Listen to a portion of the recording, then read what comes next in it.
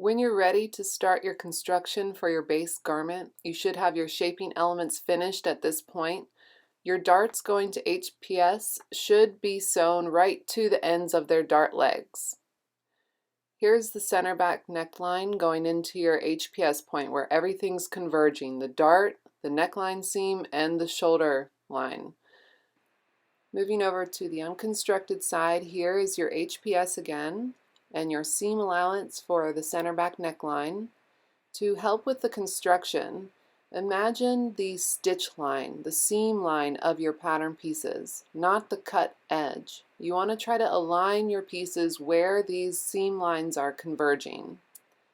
Remember to place the excess of your dart towards center front. Be sure to press that in the correct direction before you start constructing. And pin at center back first. When you're pinning your pieces good to good, start at center back. Just the same as when you start constructing, you want to start sewing at center back and move down. You can clip into your seam allowance.